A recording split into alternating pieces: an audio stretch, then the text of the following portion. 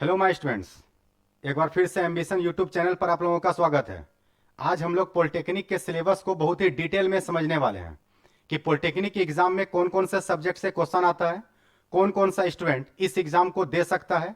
वो सारे चीज के बारे में आज हम लोग ठीक तरीका से समझेंगे और पॉलिटेक्निक का डिग्री हम लोग को किस किस जगह पे काम आएगा और इसका क्या यूज है, पॉलिटेक्निक करने से क्या फायदा है, क्या नुकसान है, ये सारे चीज को हम लोग अच्छे तरीका से आज के लेक्चर में समझने वाले हैं।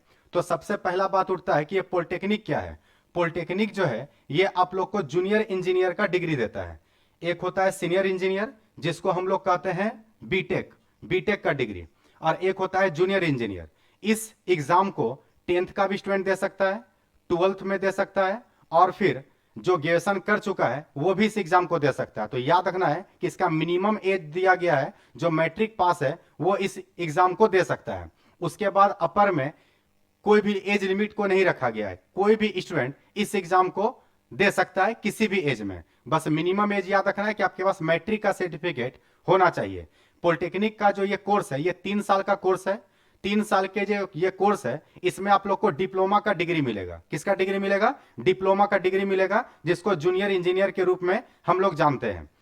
इस एग्जाम में मात्र 3 सब्जेक्ट से क्वेश्चन आता है। एक होता है फिजिक्स, एक होता है केमिस्ट्री और एक होता है मैथ। तो आप लोग को ठीक तरीका से पता होना चाहिए कि इसका जो एग्जाम है उसमें मात्र 3 सब्जेक्ट से क्वेश्चन है। पहला जो क्वेश्चन आने वाला, पहला जो सब्जेक्ट है वो हम लोग के लिए फिजिक्स। दूसरा जो सब्जेक्ट है वो है हम लोग के लिए केमिस्ट्री, और तीसरा नंबर जो सब्जेक्ट है वो है हम लोग के लिए मैथ्स। तो कितने सब्जेक्ट से क्वेश्चन है? 3 सब्जेक्ट से, फिजिक्स से, केमिस्ट्री से और मैथ से। और तीनों का वेटेज बिल्कुल ही बराबर रखा गया है, मतलब बराबर बराबर क्वेश्चन तीनों सब्जेक्ट से आएगा। फिजिक्स से भी 30 क्वेश्चन, केमिस्ट्री से भी 30 क्वेश्चन और मैथ से भी 30 क्वेश्चन। क्या बोले हम? फिजिक्स से भी टोटल 30 क्वेश्चन, केमिस्ट्री से भी 30 क्वेश्चन और मैथ से भी 30 क्वेश्चन। अब प्रत्येक क्वेश्चन 5 मार्क्स का होगा। प्रत्येक क्वेश्चन कितने नंबर का होगा? प्रत्येक क्वेश्चन जो होगा वो 5 नंबर का क्वेश्चन होगा। ठीक है, तो इसका मतलब यह हुआ कि 150 नंबर का फिजिक्स होगा, 150 नंबर का केमिस्ट्री होगा और 150 नंबर का मैथ होगा। तो आप लोग का टोटल जो एग्जाम होगा वो होगा 450 नंबर का। कितने नंबर का? 450 नंबर का टोटल एग्जाम लिया जाएगा। ठीक है, इस 450 नंबर में जो भी स्टूडेंट 300 से ज्यादा नंबर ले आइएगा उसका पॉलिटेक्निक कॉलेज उसको मिल जाएगा।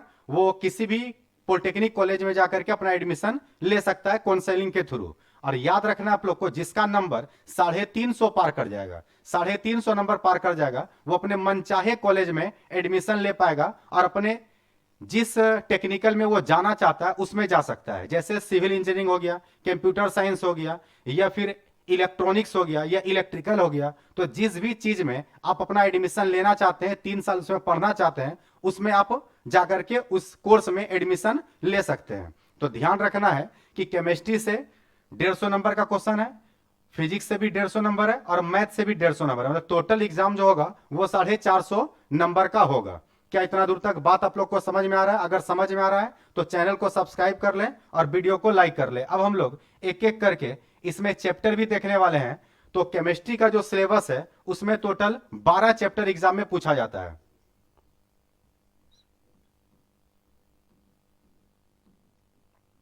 तो केमिस्ट्री का जो ये सिलेबस है इसमें टोटल 12 चैप्टर हैं। 12 चैप्टर कौन कौन सा है? तो एक एक करके आप लोग उसको समझिए। पहला चैप्टर आप लोग को पढ़ना है atomic structure.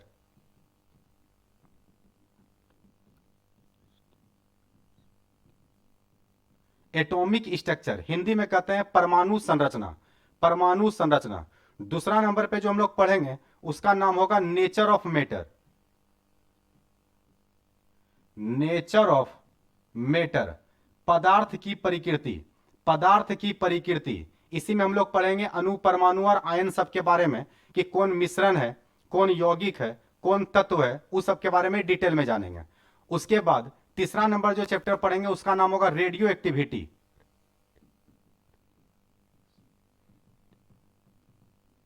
Radio activity, radio सक्रियता। रेडियो सक्रियता क्या है, ये अल्फा बीटा गामा किरणें निकलने से परमाणु संख्या और द्रव्यमान संख्या में क्या चेंज आ जाता है, उस सबको डिटेल में हम लोग सीखेंगे इस चैप्टर में। उसके बाद जो हम लोग चैप्टर पढ़ेंगे उसका नाम होगा PT, periodic table. Periodic table, आवर्त सारणी। आवर्त सारणी के बारे में हम लोग डिटेल में फिर इसमें पढ़ेंगे कि आवर्त सारणी को किसने किसने बनाया, डोब्रेनर क्या बोला, न्यूलैंड क्या बोला, है ना, मोसले क्या बोला, मेंडलीफ क्या बोला, ग्रुप क्या है, पीरियड क्या है, इलेक्ट्रोनिगेटिविटी क्या है, वो सारे चीज को हम लोग इसमें काफी डिटेल में अच्छे से पढ़ने वाले हैं। उसके बाद हम लोग जो अगला चैप्टर पढ़ेंगे उस चैप्टर का नाम होगा केमिकल बॉन्डिंग। केमिकल बॉन्डिंग जिसको बोलते हैं रासायनिक बंधन। जितने भी टाइप का बॉन्ड है, ionic bond, covalent bond, coordinate bond, hydrogen bond, van der Waal bond, वो सबको हम लोग इसमें डिटेल में समझने वाले हैं। उसके बाद जो अगला हम लोग चैप्टर पढ़ेंगे उस चैप्टर का नाम है oxidation reduction. Oxidation and reduction जिसको बोलते हैं ऑक्सीकरण और अवकरण। ऑक्सीकरण और अवकरण, तो उसको हम लोग फिर इसमें अच्छे तरीका से सीखने वाले हैं। ऑक्सीकरण क्या होता है, अवकरण क्या होता है ना, किसका कौन ऑक्सीडाइजिंग एजेंट का काम करेगा, कौन रिड्यूसिंग एजेंट का काम करेगा, ऑक्सीकरण संख्या को कैसे निकाला जाता है, तो वो सब हम लोग इसमें पढ़ेंगे। ऑक्सीकरण अवकरण, इसका नाम हो गया रासायनिक बंधन, ये हो गया आवर्त सारणी, ये हो गया रेडियो सक्रियता, ये हो गया पदार्थ की प्रकृति, और ये हो गया परमाणु संरचना। उसके बाद जो नेक्स्ट हम लोग पढ़ने वाले हैं ये हो जाएगा 7th नंबर चैप्टर। इसका नाम हो जाएगा state of matter, state of matter. ये हो गया पदार्थ की अवस्था। पदार्थ की अवस्था हम लोग जानते हैं कि पदार्थ का मुख्य रूप से 3 अवस्था, ठोस, द्रव और गैस। बोलने के लिए बोल देते हैं 5 अवस्था, प्लाज्मा स्टेट और बोस आइंस्टीन कंडेंसेट। उन दोनों का यूज कभी होना नहीं, तो होगा 3 गो का ही। और उसमें भी इसमें जो ज्यादा क्वेश्चन आएगा वो आएगा केवल गैस पर। गैसीय अवस्था, Boyle's law, Charles law, Avogadro's law, ideal gas equation, तो वो सब पे ज्यादा क्वेश्चन आता है। उसके बाद जो हम लोग पढ़ेंगे उस चैप्टर का नाम होगा मोल कॉन्सेप्ट।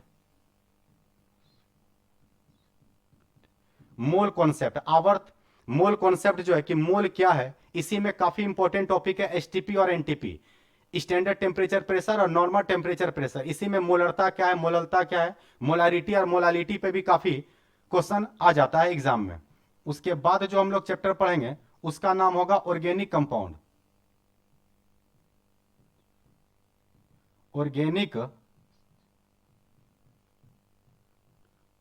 कंपाउंड, कार्बनिक यौगिक, कार्बन से रिलेटेड जितना भी यौगिक है, methane, acetic acid, benzoic acid, benzene, ये सब के डिटेल में हम लोग पढ़ेंगे ऑर्गेनिक कंपाउंड में। तो ध्यान रखना है कि ऑर्गेनिक से रिलेटेड जितना, कार्बन से रिलेटेड जितना भी बात है, जितना भी फॉर्मूला है कि मीथेन को प्रयोगशाला में कैसे बना सकते हैं, बेंजीन को कैसे बना सकते हैं, तो वो सारे चीज को हम लोग इसमें पढ़ने वाले हैं।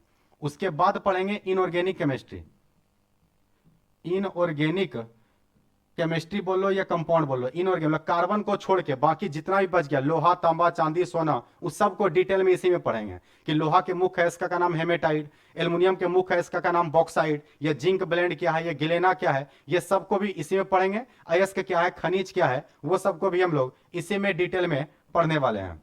उसके बाद अगला जो चैप्टर 11 नंबर पढ़ेंगे उसका नाम होगा इलेक्ट्रोकेमिस्ट्री। इलेक्ट्रो केमिस्ट्री की कौन पदार्थ में विद्युत धारा का प्रवाह होगा, कौन पदार्थ में विद्युत धारा का प्रवाह नहीं होगा, वो सबको। और सबसे लास्ट में पढ़ेंगे सॉल्यूशन।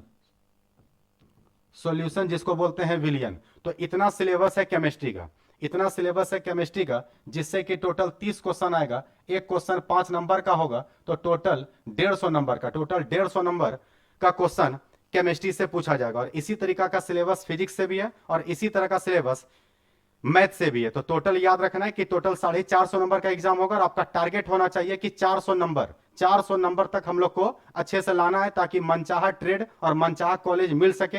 और पॉलिटेक्निक का एग्जाम जब आप निकाल लेते हैं तो आपको सरकारी कॉलेज मिल जाता है, और सरकारी कॉलेज में 1 साल का जो खर्चा है वो 7 से 8 हजार रुपया है। 7 से 8 हजार रुपये 1 साल का खर्चा है। तो समझ लीजिए कि आप लोग को महीना का 600 से 700 रुपया पड़ने वाला है कॉलेज का खर्चा। बाकी रहने खाने में आप जितना रईसी कर लीजिए, लेकिन कॉलेज का खर्चा इतना सही है अगर सरकारी में जाते हैं तब। और अगर आप इस एग्जाम को नहीं निकाल पाते हैं और प्राइवेट में जाते हैं तो प्राइवेट में एक साल का जो खर्चा होगा वो लगभग 70 से 80 हजार रुपया होगा। तो 70 से 80 हजार रुपया लगेगा अगर आप प्राइवेट से करते हैं तो। और अगर गवर्नमेंट कॉलेज से करते हैं, एग्जाम निकाल करके जाते हैं, तो आपका जो साल भर का खर्चा कॉलेज का आएगा वो 7 से 8 हजार रुपया आना है। आप लोग को आ रहा है बात समझ में? तो कितना ज्यादा का डिफरेंस है प्राइवेट में और सरकारी कॉलेज में। और सरकारी कॉलेज में प्लेसमेंट भी आसानी से हो जाएगा। आप लोग जानिए कि अगर केवल इस पॉलिटेक्निक के डिग्री को कर लेते हैं तो जितना भी कंपनी आता है प्राइवेट के रूप में, आपको जो भी जॉब प्रोवाइड करेगा उसका सैलरी, मिनिमम सैलरी 20 से 30 होगा और मैक्सिमम सैलरी 30 से 40 होगा। तो ये पॉलिटेक्निक का एग्जाम निकाल लेने के बाद जब आप कॉलेज में डिप्लोमा का डिग्री लेते हैं तो आपको काफी आसानी से 20 से 30 हजार का नौकरी लग जाना है। और अगर आप चाहते हैं कि नहीं हमको और आगे पढ़ना है तो आप और आगे जाकर के सीनियर इंजीनियर बन सकते हैं। और या फिर एसएससी का एक एग्जाम होता है जूनियर इंजीनियर का, वहां पर भी आप इसका वैकेंसी फिल कर सकते हैं अगर सरकारी नौकरी लेना चाहते हैं। और अगर आप इसी एग्जाम को इसको सरकारी में जाना चाहते हैं तो रेलवे में भी इसका अलग से वैकेंसी निकलता है। तो 2 बेनिफिट आपको मिल पाएगा। एक, एसएससी का जो जूनियर इंजीनियर का जो एग्जाम होता है वो केवल पॉलिटेक्निक या जो आईटीआई किया हुआ है वही उस एग्जाम को, उस फॉर्म को फिलअप कर सकता है। और दूसरा कि रेलवे में भी जो वैकेंसी निकलता है इसका एक अलग से क्राइटेरिया निकलता है कि केवल वही स्टूडेंट उस फॉर्म को फिलअप कर पाएगा जो आईटीआई या पॉलिटेक्निक किया हुआ है। और ये टेक्निकल हैंड है और अभी का जो सरकार है वो टेक्निकल पर ज्यादा ध्यान दे रहा है। तो ध्यान रखना है कि इस चीज को और भी बढ़ाया जाएगा कि जिसके पास भी डिग्री रहेगा उसको पहले प्रायोरिटी दिया जाएगा। तो ये हो गया। अब इसके बाद आप लोग ये समझ लीजिए कि जो भी स्टूडेंट अगर ऑनलाइन ऑफलाइन दोनों में से किसी भी मोड में आप तैयारी कर सकते हैं तो 2 अप्रैल से ऑनलाइन और ऑफलाइन